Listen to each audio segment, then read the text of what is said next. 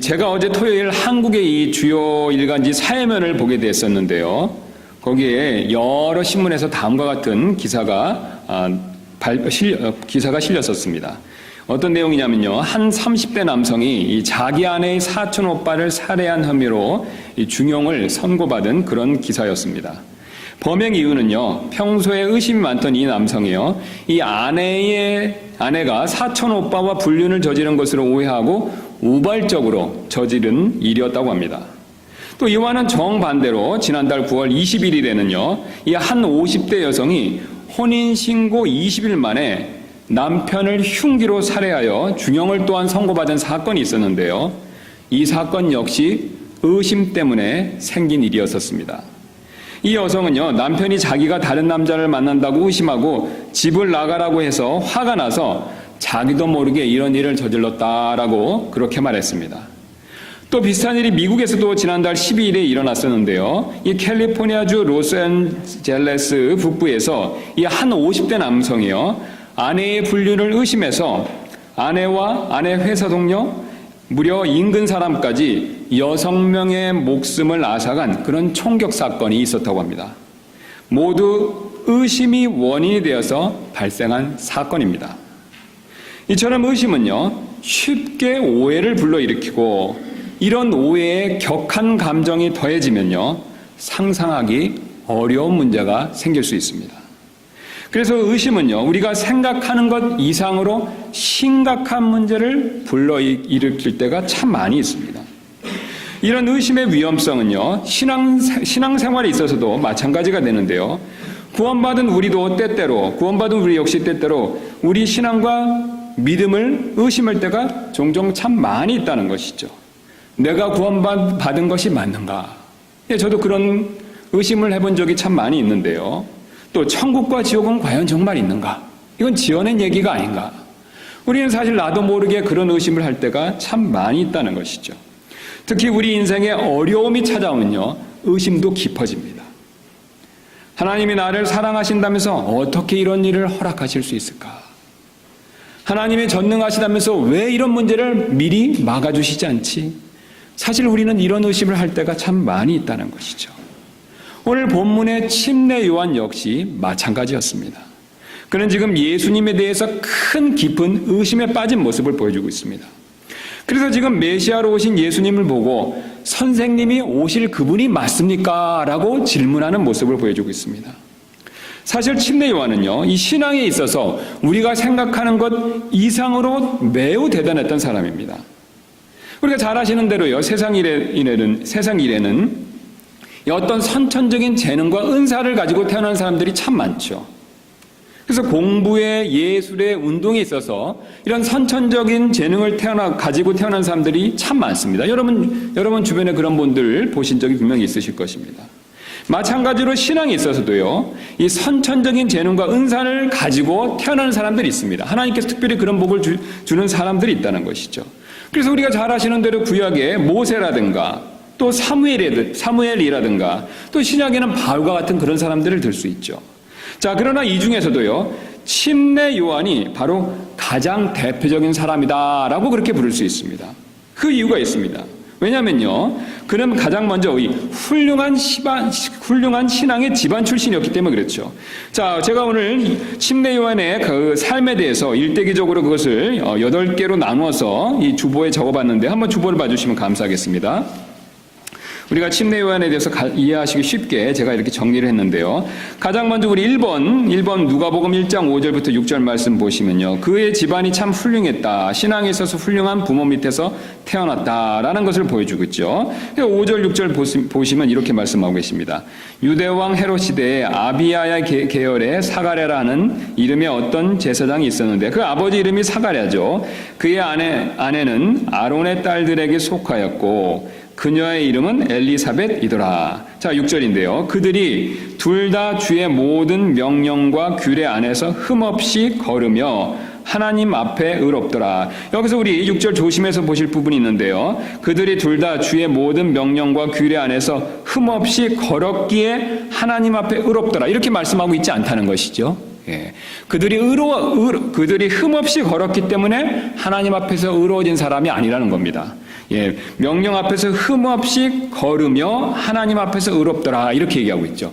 그 역시 우리와 사가랴 역시, 그의 아내 엘리사벳 역시 동일하게 믿음으로 하나님 앞에 의로워진 사람이고요. 믿음으로 의로워진 사람 가운데서도 하나님의 모든 명령과 규례 안에서 흠없이 걸은 사람이라는 것이죠. 우리 영어 성경을 보시면 이 사실을 분명히 우리가 확인할 수가 있습니다.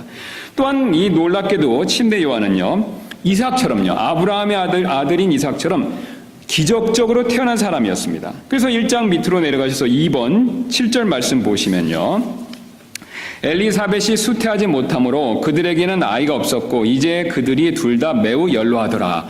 나이가 몇 살인지 모르지만 굉장히 나이가 많이 먹었었을 때 침례 요한이 태어났다는 것이죠. 침례 요한을 얻었다는 것이죠. 아브라함과 매우 비슷한 상황 가운데 있었습니다. 또한 특별히 남다른 점이 있었는데요. 어떤 점이었었냐면요, 바로 놀랍게도 모태에서부터 성령님이 충만했다는 겁니다. 그래서 모태에서부터 성령 충만할 것을 미리 예언을 받았다는 것이죠. 밑으로 가서 3번 보도록 하겠습니다. 15절입니다. 이는 그가 주의 눈앞에서 크게 되고 포도즙이나 독주를 마시지 아니하며 심지어는 자기 어머니의 태에서부터 성령님으로 충만하여. 우리가 굉장히 이해하기 좀 어려운 구절이 되는데요. 여러 가지 다양한 해석이 있습니다만 한 가지 분명한 것은 요한은 특출난 사람이었다는 것이죠.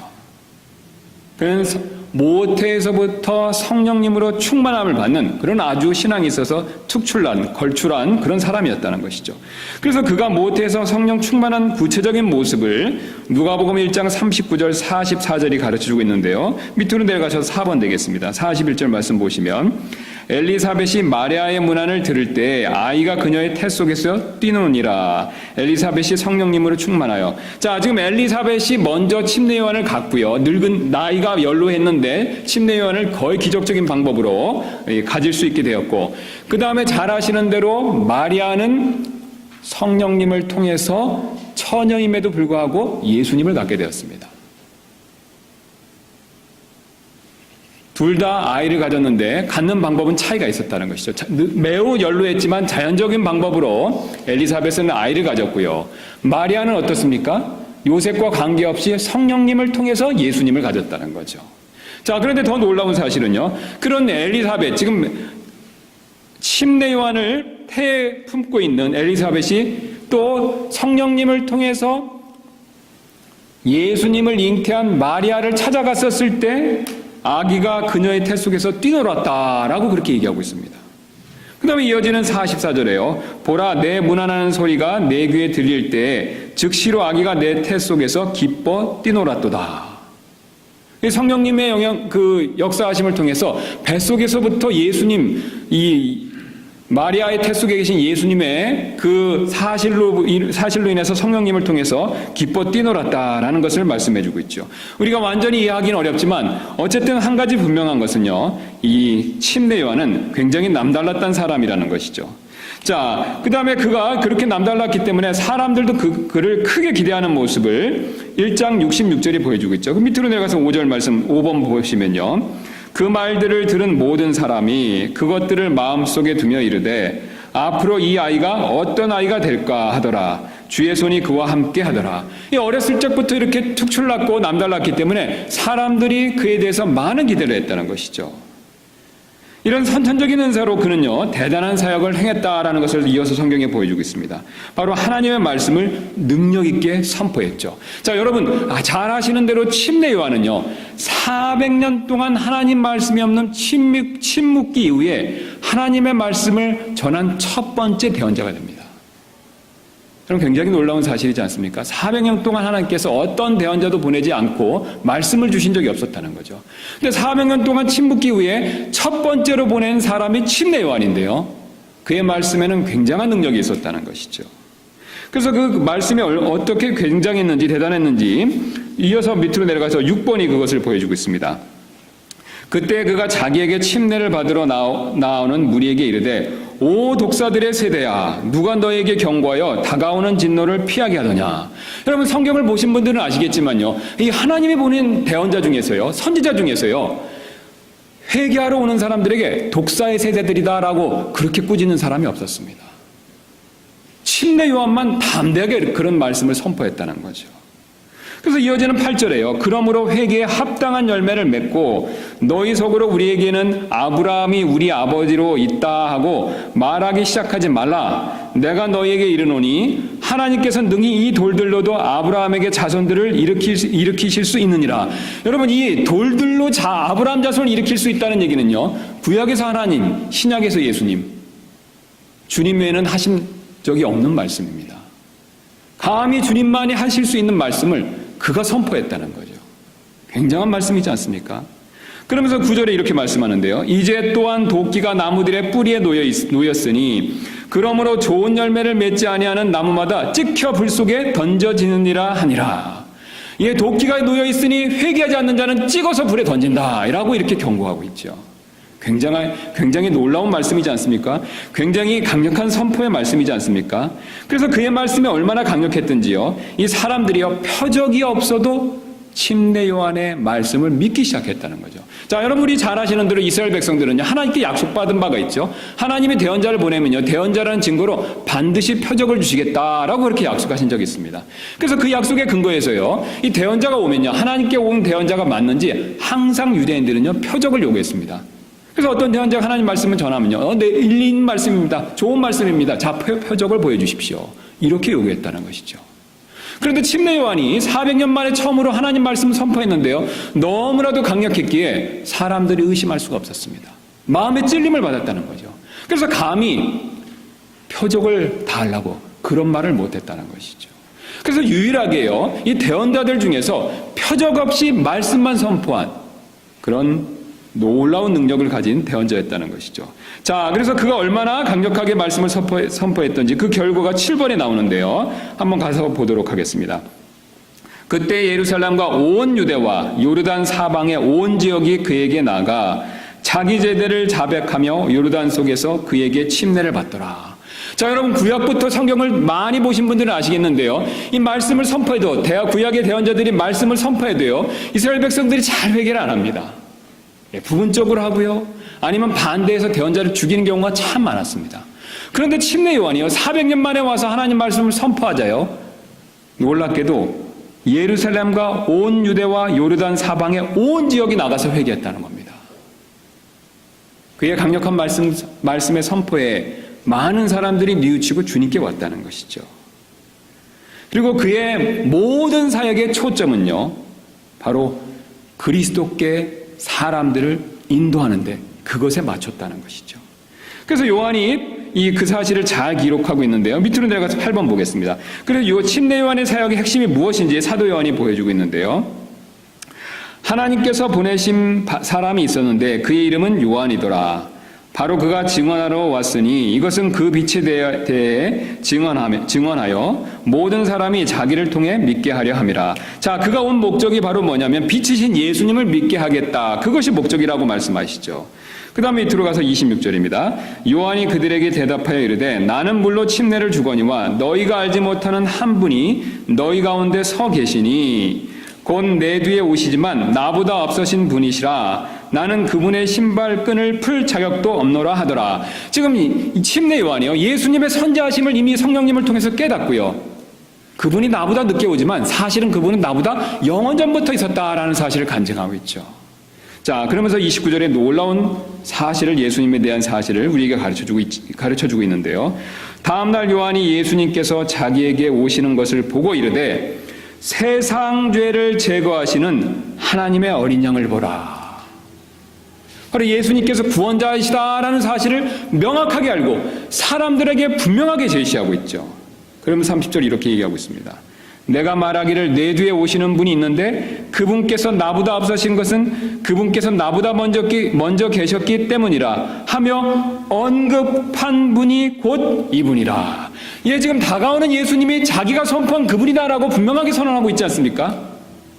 그는 이처럼 예수님을 열심히 전했던 사람이었다는 것이죠. 자, 그런데 지금 오늘 본문을 보시면요, 그가 지금 엉뚱한 질문을 하고 있습니다. 우리 본문 가셔서 7장 19절 보겠습니다. 요한이 자기 제자들 중에 두 사람을 불러 예수님께 보내며 이르되 선생님이 오실 그분이 오니까 아니면 우리가 다른 분을 기다리오리까 하라 하매. 여러분 지금 완전히 동문서답이지 않습니까? 이 앞에서 뭐라고 얘기했습니까? 예수님 봤을 때 세상 죄를 지고 하는 하나님의 어린 양이다. 제가 지금까지 선포한 분이 바로 그분입니다. 라고 말하고 나서요. 지금 와서는 뭐라고 얘기하고 있습니까? 예수님 당신이 그분이 맞습니까? 제가 전한 그분이 당신이 맞습니까? 라고 거꾸로 역으로 반대로 질문하고 있다는 것이죠. 그는 분명히 오실 그리스도를 믿고 있었습니다. 그러나 예수님이 그리스도이심을 의심하고 있는 모습을 보여주고 있습니다. 앞에서는 분명히 예수님을 보고 세상 죄를 제거하시는 하나님의 어린 양이시다라고 그렇게 고백해 놓고는요. 지금 와서는 그분이 맞나라고 의심하는 모습을 보여주고 있습니다. 여러분, 우리는 여기서 중요한 사실을 배울 수 있습니다. 의심은요, 누구나 할 수 있다는 것이죠. 의심은 믿음이 적은 사람만 하는 것이 아닙니다. 오늘 우리가 지금까지 쭉 살펴봤던 침례 요한처럼요. 하나님 앞에 특별한 은사를 받고 특별하게 쓰였던 믿음이 큰 사람이라고 여김받는 그런 사람조차도 의심할 때가 있다는 것이죠. 사실 의심에는 여러 가지 종류가 있습니다. 이 세상 사람들 가운데는요, 이 자신의 똑똑함을 자랑하기 위해서 일부러 하나님을 의심하는 사람들이 참 많이 있습니다. 그래서 여러분 이런 말씀, 이런 얘기를 들어보신 적이 있으실 텐데요. 하나님이 사랑이시라면서 지옥은 왜 있는 거야? 논리적으로 말이 되지 않아. 그래서 나는 하나님을 믿을 수 없어. 여러분 이렇게 말하는 분들 많이 보셨지요? 사랑이시면 다 구원해 주셔야지 왜 지옥에 보내셔? 논리적으로 성립이 안 된다라고 해서 자기는 믿지 않겠다. 그렇게 말하는 사람들이 있다는 것이죠. 이런 식으로 일부러 의심하는 사람들이 참 많이 있습니다. 특별히 우리 주변에 똑똑하다고 하는 사람 가운데 이런 사람들이 참 꽤 많이 있습니다. 그러나 하나님께서는요, 이런 사람이 똑똑한 사람이 아니라고 말씀하십니다.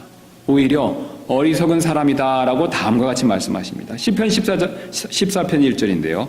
어리석은 자가 마음속으로 이르기를 하나님은 없다 하였도다. 여러분 주변에서요, 하나님이 없다, 어떤 이유를 통해서 하나님이 없다라고 말하는 사람들은요, 절대로 똑똑한 사람들이 아닙니다. IQ가 150, 200, 300 그 이상을 간다 하더라도요, 하나님을 부정하는 사람은요, 영적으로 분명히 어리석은 사람들입니다. 여러분 왜 그렇습니까? 이 창조물을 보시기 바랍니다. 또 우리 안에 있는 하나님을 아는 지식, 저절로 아는 지식을 생각해 보시기 바랍니다. 부인할 수 없다는 것이죠. 또 성경 말씀을 보시기 바랍니다. 또 믿는 사람들을 보시기 바랍니다. 절대로 부인할 수가 없죠.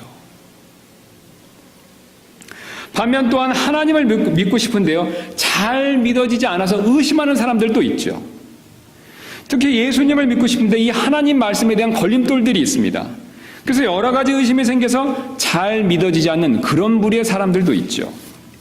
그런 사람들에 대해서 예수님께서 이런 말씀을 해주신 적이 있는데요. 요한복음 7장 16절 17절입니다. 예수님께서 그들에게 대답하여 이르시되 내 교리는 내 것이 아니요 나를 보내신 분의 것이니라. 어떤 사람이 그분의 뜻을 행하려 하면 그 교리가 하나님에게서 왔는지 혹은 내가 스스로 말하는지 알리라. 우리가 지난 시간에 살펴본 대로 예수님께서는요, 안 보이는 하늘에 계신 하나님을 밝히 드러내시는 분이시죠. 그래서 예수님이 하시는 말씀은 지어내서 하시는 말씀이 아닙니다.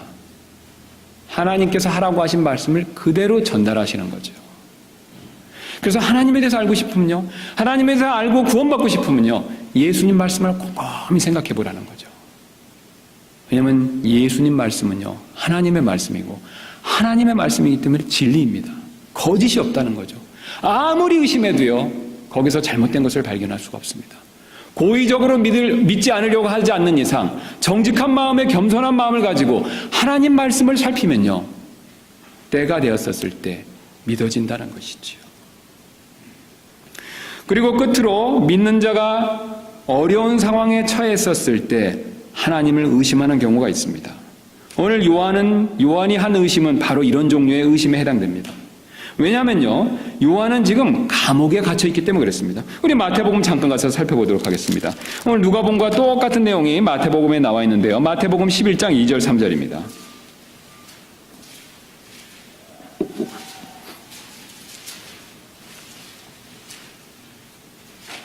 제가 다 찾으셨을 줄로 믿고 받들어 읽도록 하겠습니다. 마태복음 11장 2절입니다.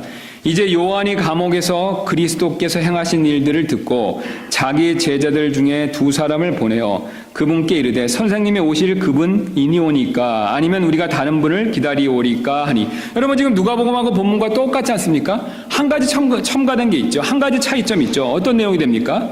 요한이 감옥에 있다라는 사실을 가르쳐주고 있습니다. 여러분 사실 감옥은 생각보다 무서운 것입니다. 제가 한국에 있었을 때요, 이 감옥을 몇 번 가본 적이 있습니다. 물론 제가 죄를 짓고 잘못해서 감옥을 가본 것은 아니었습니다. 교회 성도분이 이 영등포 구치소에 수감된 적이 있어서요, 제가 여러 번 면회를 간 적이 있었습니다. 그리고 한 번은 이 재수자들의 예배를 위해서 이 찬양 사역팀과 함께 안양교도소 안에까지 직접 들어가 본 적이 있었습니다. 나중에 알게 된 사실인데요, 이 감옥은요, 이 죄수들이 흥분해서 난동을 부리는 것을 막기 위해서 그 안에 있는 모든 시설들을 다 어둡게 만든다고 합니다. 그래서 모든 것이 들어가 보니까요, 모든 것이 회색이었고 밝은 색이 전혀 없었습니다. 분위기도 차갑고 참 음산했습니다. 그래서 제가 철장을 이렇게 오가면서 드는 생각이, 이 멀쩡한 사람도 이곳에 들어오면 참 침울해지겠구나라는 생각이 절로 들었습니다. 이 사도 요한의 감옥은 더 심했습니다. 그 당시에는요, 감옥을 동굴이나 이 지하에다가 만들었는데요, 그래서 햇빛이 거의 들지 않았다는 것입니다. 모든 것이 어둡고 컴컴했다는 것이지요. 그리고 어둡고 컴컴했기 때문에 쥐나 벌레가 우글우글했죠. 여러분 이런 곳에 있으면 당연히 마음이 어두워질 수밖에 없지 않겠습니까? 그리고 별별 생각이 다 나고 그 가운데 의심도 분명히 생길 수밖에 없다는 것이죠. 사실 요한은요, 예수님을 전하기 위해서 애쓴 사람이었습니다. 열심히 전도하다가 억울하게 감옥에 갇힌 것이죠. 그는 예수님께서 메시아이심을 확신했던 사람이었습니다. 그래서 예수님이 자신보다 더 큰 능력으로 이스라엘 백성들을 회개시키고 이스라엘 백성들을 완전히 뒤집어 엎으시고 자신을 구출해 주기를 바랬었다는 것이죠. 그러나 2년 가까이 기다려도 아무 소식이 없었습니다. 그러자 자기도 모르게 의심하기 시작했다는 것이죠. 선생님이 오실 그분이 맞습니까? 선생님이 오실 그분이 맞으면요, 저를 도와주시고 저를 구출해 주실 텐데 소식이 없는 것이 보니 선생님이 그분이 맞는지 안 맞는지 저는 잘 모르겠습니다. 요한이 그렇게 예수님께 대묻고 있다는 것이죠. 사실 우리도 그럴 때가 종종 있습니다. 나름대로 신앙생활을 참 열심히 하고 있는데요, 오히려 어려움이 찾아올 때가 참 많이 있지 않습니까? 그래서 그 어려움 해결해 주시기 위해서 기도합니다. 간청합니다. 그러나 오늘 요한처럼 아무 소식이 하나님께로부터 없을 때가 참 많이 있다는 것이죠. 그러다 보면요, 나도 모르게 오늘 요한처럼 자연스럽게 의심을 품을 수가 있습니다. 하나님께서 전능하신 분이 맞는가? 하나님이 나를 사랑하시는 분이 맞는가? 그런 의심이 절로 들 수 있다는 것이죠. 여러분, 그러나 우리는 이런 의심을 반드시 극복할 필요가 있습니다. 여러분 왜 그렇습니까? 여러분 어려운 가운데 있는데요, 의심하면 더 어려워집니다. 헤어날 길이 없다는 것이죠. 여러분 밤에 깜깜한데 선글라스를 껴보신 적 있으십니까? 이 깜깜한 밤에요, 선글라스를 끼면요 더 안 보입니다. 그나마 보이던 것도 더 안 보인다는 것이죠. 여러분 어려운 상황 가운데 의심하면요, 바로 깜깜한 밤에 선글라스를 끼는 것과 똑같은 효과가 나타난다는 것이죠. 우리 오늘 들었던 중창님 찬양의 가사처럼 빛이신 예수님이 더 안 보인다는 겁니다. 그러다 보면요, 더 낙심이 되고 결국은 시험에 빠질 수밖에 없습니다. 여러분 마귀가 노리는 점이 바로 이것이라는 것이죠. 이렇게 되지 않으려면요, 우리는 반드시 꼭 의심을 극복할 필요가 있습니다. 자, 그렇다면 우리는 이런 의심을 극복하기 위해서 어떻게 해야 할까요? 자, 오늘 주님께서 19절 20절에 다시 본문으로 가셔서 누가복음 보시면요, 19절 20절에서 그 답을 가르쳐 주십니다. 누가복음 7장 19절 20절입니다. 자, 요한이 자기 제자들 중에 두 사람을 불러 예수님께 보내며 이르되 선생님이 오실 그분이오니까 아니면 우리가 다른 분을 기다리오리까 하라 하매 그 사람들이 그분께 가서 이르되 침례자 요한이 우리를 선생님께 보내며 말하기를 선생님이 오실 그분 이오니까 아니면 우리가 다른 분을 기다리오리까 하더이다 하니라. 자, 지금 침례 요한은요, 자신의 가진 의심을 스스로 해결하려고 하지 않고 있다는 것이죠. 여러분, 지금 침례 요한이 자신의 의심의 문제를 누구에게 묻고 있습니까? 주님께 가지고 와서 주님께 묻고 있습니다. 요한은요, 감옥에 앉아서 혼자 곰곰이 예수님이 그 그리스도가 맞을까? 혼자 추측하거나 고민하지 않았다는 것이죠. 의심이 생겼을 때요, 예수님이 과연 그 그리스도가 맞으신가라는 의심이 생겼을 때 그 의심의 문제를요, 사람을 시켜서 주님께 가져가서 물었다는 것이죠. 여러분, 우리 역시 마찬가지입니다. 우리가 의심이 가는 문제가 있다면요, 주님께 직접 물어야 한다는 것이죠. 우리의 의심과 불안을 해결해 주실 수 있는 분은요, 주님밖에 없으십니다. 여러분, 우리의 의심과 우리가 의심으로부터 나오는 불안의 문제, 유일하게 해결해 주실 수 있는 분은 다른 분이 없습니다. 바로 주님이시라는 거죠. 여러분, 그렇다면 우리가 어떻게 주님께 아뢰을 수 있습니까? 기도로 아뢰을 수 있죠. 의심 가는 문제를 주님께 기도로 간청할 때 주님께서 말씀을 생각나게 해주시거나 어떤 생각을 주셔서 우리의 그런 의심의 문제를 해결해 주신다는 것이죠. 여러분과 저는 분명히 그런 경험이 있을 것입니다. 또 아니면 직접적으로 말씀을 보면 우리가 그런 의심의 문제를 해결할 수가 있지요. 여러분, 성경을 열심히 보실 필요가 있습니다. 주님이요, 성령님을 통해서 우리의 의심의 문제에 대한 답을 주신다는 거죠. 우리가 사실 게을러서, 아니 용기가 없어서 주님께 그 문제를 가지고 나가지 못하고 성경을 보지 않아서 문제인 거죠. 주님이 말씀을 안 해주셔서 우리의 문제를 의심의 문제를 해결받지 못한 것이 아니라는 거죠. 또한 그것도 어려우면요, 주님께서 우리 주변의 사람들을 쓰십니다. 우리 주변의 영적인 사람들, 하나님 말씀을 많이 하는 사람을 통해서 우리의 의심의 문제를 해결해 줄 때가 있다는 것이죠. 오히려 우리가 묻지 않고 혼자 생각하고 있으면요, 여러분, 반대로 의심이 커질 수밖에 없습니다. 여러분, 에덴 동산에 있었던 여자를 한번 생각해 보시기 바랍니다. 이 여자는요, 뱀에게 속아서 하나님의 말씀, 먹지 말라는 하나님의 말씀에 대해서 의구심이 생겼죠. 의심이 생겼습니다. 그런데 참 흥미로운 점은요, 그녀는요, 결코 하나님께 또 자기 남편에게 그 의구심에 대해서 묻지 않았다는 거죠. 성경은 그녀가 하나님께 가서 선악과를 먹어도 죽지 않는다고 뱀이 그러던데요, 하나님? 그렇게 물었다는 기록이 없습니다. 자기 남편에게도 그렇게 물었다라는 기록이 없다는 것이죠. 그는 의심이 생겼을 때 그녀는 혼자 고민하고 혼자 그 의심에 따라 행동했다는 것이죠. 사실 많은 분들은요, 신앙의 의심 가는 일을 주님께 엿주는 것이 정죄받을 일이다라고 그렇게 오해하실 때가 참 많이 있습니다. 여러분, 그러나 그렇지 않습니다. 오히려 오늘 예수님께서는요, 요한의 이 의심에 찬 질문에 대해서 아주 친절히 소상하게 대답해 주시는, 그것을 가르쳐 주시는 모습을 보여주고 있습니다. 우리 22절, 23절 보도록 하겠습니다. 그래서 그때 예수님께서 대답하여 그들에게 이르시되 너희 길로 가서 너희가 보고 들은 것을 요한에게 고하되 곧 눈먼 자들이 보며 다리 저는 자들이 걸으며 나병 환자들이 정결하게 되며 귀먹은 자들이 들으며 죽은 자들이 일으켜지며 가난한 자들에게 복음이 선포된다 하라. 누구든지 나로 인하여 실족하지 아니할 자는 복이 있도다 하시니라. 여러분, 지금 보시니까 어떻습니까? 이 구절에서 우리는요, 예수님께서 책망하거나 정죄하시는 그런 모습을 전혀 발견할 수 없지 않습니까? 오히려 예수님께서 마지막에 누구든지 나로 인하여 실족하지 아니할 자는 복이 있도다, 이렇게 말씀하고 계시죠. 여러분, 그러므로 우리 역시 마찬가지가 됩니다. 의심 가는 일이 있다면요, 오히려 주님께 물어야 된다는 것이죠.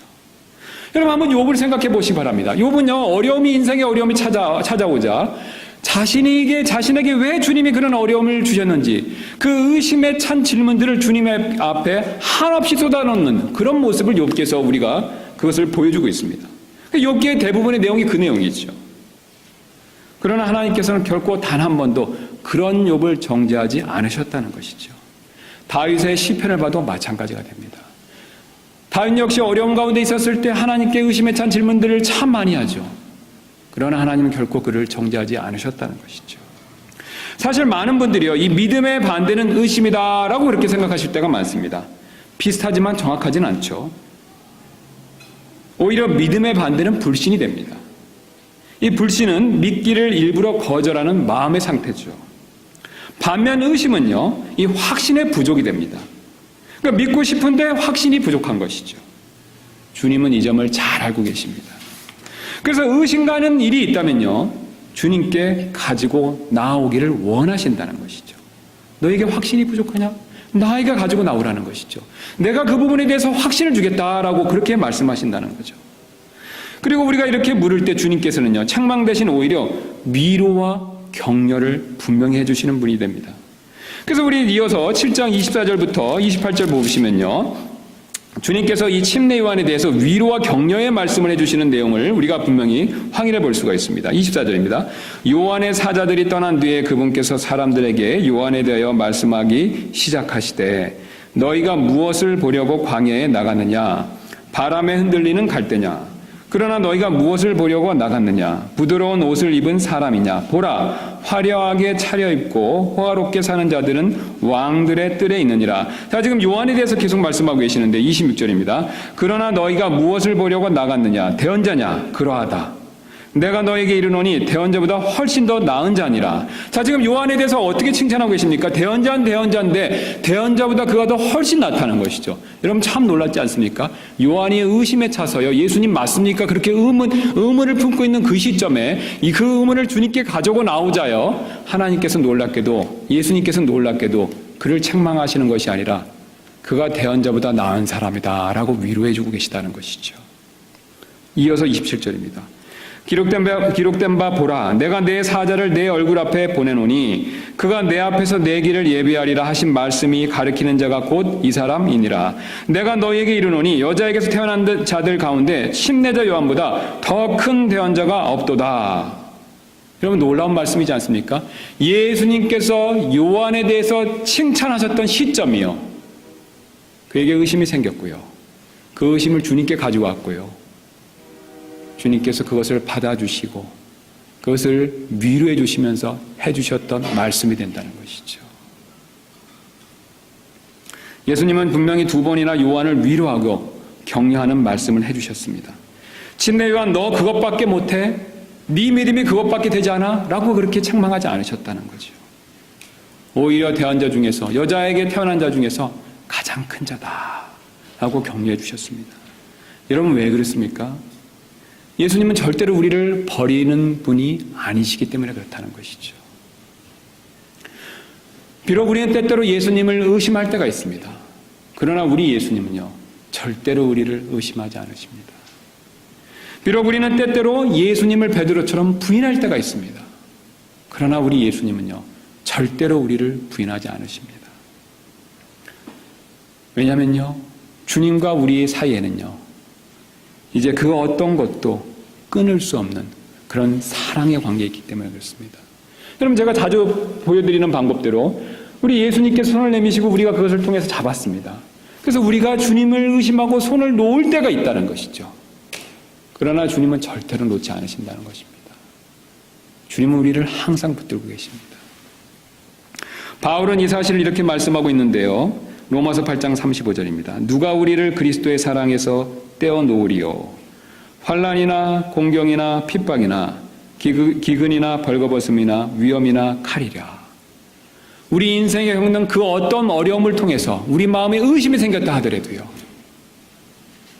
그래서 설령 우리가 주님을 의심하고 심지어는 베드로처럼 부인한다 하더라도요, 주님은 결코 우리를 버리지 아니하신다는 것입니다. 여러분, 이 말씀이 참 우리에게 복이 되기를 원합니다. 그래서 우리 지금 삶에서 여러 가지 문제에 지금 우리가 공경 가운데 있다 한다면요, 우리는 사실 주님께 더 가까이 나갈 필요가 있습니다.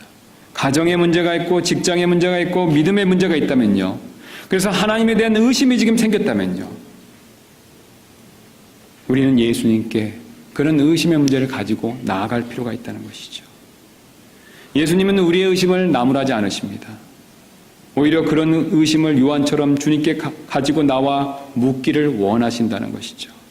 그리고 우리가 그렇게 할 때 예수님께서는 분명히 위로와 격려를 해주실 것입니다. 우리 지난 시간 살펴본 것처럼 예수님께서는요, 아버지를 밝히 드러내시는 분이십니다. 그것이 예수님께서 하시는 중요한 일 가운데 하나라는 것이죠. 우리가 그 예수님께 나간다면요, 우리에게 어려움을 허락하신 아버지의 뜻을 우리에게 밝히 드러내 주실 수 있다는 것이지요. 여러분, 이것이 다가 아닙니다. 오늘 하나님께서는요, 침례 요한의 이야기를 통해서 우리가 의심을 극복할 수 있는 또 다른 방법을 가르쳐주고 있습니다. 바로 열심히 주님의 일을 행해야 한다라는 사실을 가르쳐주고 있습니다. 요한은 아시는 것처럼 주님의 일을 참 열심히 행했던 사람이죠. 여러분, 광야에 나가서 나타털을 입고 메뚜기와 들꿀을 먹으면서 그렇게 주님의 사역을 감당했던 사람입니다. 그가 주님의 일을 그렇게 열심히 행하는 동안은요, 결코 의심이 생겼다라는 그런 내용이 없다는 것이죠. 성경은 절대로 그런 얘기하고 있지 않습니다. 그가 주님의 일을 왕성하게 하고 있었을 때 그가 예수 그리스도를 의심했다? 그런 내용이 없다는 것입니다. 오히려 정반대로요. 그가 감옥에 있으면서 주님의 일을 손 놓고 있었을 때 오늘 의심이 생겼다라고 그렇게 말씀하고 있습니다. 여러분, 우리가 흔히 하는 말로요, 사람이 안 바쁘면요, 딴 생각을 한다, 그런 얘기가 있습니다. 여러분, 사실이지 않습니까? 우리가 안 바쁘면요, 할 일이 없어지면요, 엉뚱한 생각을 할 때가 참 많이 있죠. 여러분, 영적으로도 마찬가지입니다. 우리가 주님을 섬기는 일을 안 하게 되면요, 처음에는 참 편하고 좋은 것 같다라는 생각을 갖습니다. 그러나 시간이 지나면요, 믿음이 쇠퇴하면서 오히려 침례 요한처럼 의심만 생길 뿐이라는 것이죠. 그래서 교회에서는요, 가능한 모든 사람이 주님 섬기는 일에 꼭 참여할 필요가 있습니다. 그래야 믿음이 쇠해져서 의심이 생기는 일을 막을 수 있다는 것이죠. 여러분, 우리 몸을 한번 생각해 보시기 바랍니다. 우리가 이 운동을 처음에 안 하면요, 운동을 하시는 분은 잘 하실 텐데요, 운동을 하시던 분이 운동을 안 하면 처음에 편하고 좋죠. 그러나 우리의 근육과 몸이 점점 약해집니다. 그리고 상태가 나빠지고 그러다 보면 나도 모르게 질병이 찾아온다는 것이죠. 여러분, 교회도 마찬가지가 됩니다. 우리 모두는 주님의 몸된 교회를 이루는 지체가 되죠. 그런데 각각의 지체가요, 주님을 섬기는 일을 하지 않고 있다면요, 그 지체는요, 결국 강해지는 것이 아니라 약해진다는 것입니다. 그렇게 약해지다가 결국 신앙이 식으면요, 의심에 빠질 수밖에 없습니다. 그리고 그런 의심의 문제를 해결하지 못하면요, 결국 교회마저도 나오지 못하는 일이 생긴다는 것이죠. 특히 그리스도를 전하고 드러내는 삶을 살지 않으면요, 더욱 그렇게 되기가 쉽습니다. 오늘 요한이 했던 주의 임무는요, 자신을 통해 그리스도를 믿게 하는 일이었었죠. 그는 감옥 밖에 있었을 때는요, 왕성하게 그리스도를 전했지만요, 감옥에서 그 일을 할 수 없게 되자 오히려 의심하게 됐다는 것이죠. 자기가 전하던 그리스도를요, 감옥 안에서는 의심했다는 것입니다. 이제 끝으로 오늘 하나님께서는요, 침례 요한의 이야기를 통해서 우리가 의심을 극복할 수 있는 가장 중요한 방법을 가르쳐주고 계십니다. 바로 예수님이 우리를 위해서 하신 가장 큰 일, 가장 중요한 일을 꼭 바라봐야 된다라고 그것을 말씀해주고 계십니다.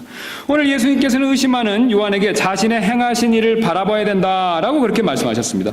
우리 아까 봤던 말씀이지만 7장 22절 말씀 다시 한번 가서 보도록 하겠습니다. 예수님께서 이런 말씀을 요한의 제자들에게 전해주셨죠. 그때 예수님께서 대답하여 그들에게 이르시되 너희 길로 가서 너희가 보고 들은 것들을 요한에게 고하되 곧 눈먼 자들이 보며 다리 저는 자들이 걸으며 나병 환자들이 정결하게 되며 귀 먹은 자들이 들으며 죽은 자들이 일으켜지며 가난한 자들에게 복음이 선포된다 하라. 지금 병든 자들을 고쳐주시고 몸이 불편한 자를 고쳐주시고요, 심지어는 죽은 자들도 살리셨다. 그런 일들을 다 보라는 거죠. 그런 일들을 확인해 보라는 겁니다. 분명히 우리의 삶에 많은 문제를 해결해 주신 내용을 가르쳐주고 계시죠. 그런데 마지막에 보면요, 마지막에 예수님이 하신 가장 중요한 일이 기록되어 있습니다. 그럼 마지막을 다시 한번 가서 보도록 하겠습니다. 정결하게 되며 귀 먹은 자들이 들으며 죽은 자들이 일으켜지며 가난한 자들에게, 그 다음에 예수님 뭐라고 말씀하고 계십니까? 복음이 선포된다 하라. 바로 예수님께서 가장 중요한 내용을 말씀해 주고 계시죠. 선포된 복음을 말씀하고 계십니다. 즉 십자가의 복음을 바라보라고 말씀하고 계십니다. 여러분, 참 놀랍지 않습니까? 요한은 이미 십자가의 복음을 믿고 소개한 사람이었습니다. 그런데 그가 의심이 들자 예수님께서는요, 다시 십자가의 복음으로 돌아가라고 그렇게 말씀하고 있다는 것이죠. 그는 예수님을 처음에 믿고 예수님을 열심히 전했는데요, 의심이 들자 예수님의 처방전은요, 내가 한 여러 가지 일들을 보지만요, 내가 한 여러 가지 일들을 확인할 뿐만 아니라 가장 중요한 기본적인 일로 돌아가라는 것이죠. 선포된 복음, 십자가의 복음으로 돌아가라고 그 사실을 가르치고 계십니다. 여러분 왜 그렇습니까? 이 십자가의 복음은요, 우리 신앙의 능력의 원천이기 때문에 그렇습니다. 여러분, 광야에서요, 모세가 장대에 구리뱀을 달았던 사건을 생각해 보시기 바랍니다. 불뱀에 물려서 죽음의 위기에 처한 그 사람들을 치료했던 방법입니다. 그들이 장대에 달린 노뱀, 곧 예수 그리스도의 십자가를 예표하는 그 노뱀을 봤었을 때 그들은 치료함의 역사를 입었습니다. 여러분, 이와 동일한 원리가 됩니다. 우리의 마음에 의심병이 있다면요, 근본적인 해결책은요, 십자가로 돌아가야 된다는 것이죠. 우리가 어떻게 구원받았고 주님이 우리를 얼마나 사랑하시는지 십자가로 돌아가서 생각해 보라는 것입니다. 십자가의 의심의 병에 대한 해결책이 있다는 것이죠. 우리가 십자가를 바라볼 때 우리의 믿음이 회복될 수 있기 때문에 거기에 의심에 대한 해결책이 있다는 것이죠. 여러분, 사실 십자가 없이는 우리의 신앙이 있을 수 없습니다. 그래서 바울은 우리가 잘 아시는 대로 이렇게 고백한 적이 있는데요. 갈라디아서 2장 20절입니다. 내가 그리스도와 함께 십자가에 못 박혀 있으나 그럼에도 불구하고 사노라. 그러나 내가 아니요 그리스도께서 내 안에 사시느니라. 나는 지금 내가 내 육체 안에 사는 삶을 나를 사랑하사 나를 위해 자신을 주신 하나님의 아들의 믿음으로 사노라. 여러분, 바울의 고백이 놀랍지 않습니까? 그는 자신이 행한 많은 일들, 자신이 이룬 많은 업적들, 심지어는 자신이 세 번째 하늘에서 갔다 왔던 그런 경험, 그런 것들의 신앙의 근거를 두고 있지 않다는 것이죠. 우리가 너무나도 흔히 얘기하는 바로 그 십자가에 자신의 신앙의 뿌리를 두고 있습니다. 여러분, 지금 삶 가운데 어려움이 찾아오셨습니까? 가정에, 직장에, 영적으로 힘든 일이 찾아오셨습니까? 그래서 오늘 침례 요한처럼 주님에 대한 의심이 생기셨습니까? 여러분, 그렇다면 십자가로 돌아가시기 바랍니다. 십자가로 돌아가셔서 예수 그리스도를 히브리서 기자의 말처럼 깊이 한번 묵상해 보십시오. 여러분, 그럴 때 하나님께서 성령님을 통해서 우리의 의심의 병을 치료해 주실 것입니다. 그런 영적인 복을 누리시는 저와 여러분들이 되시기를 주님의 이름으로 소원합니다.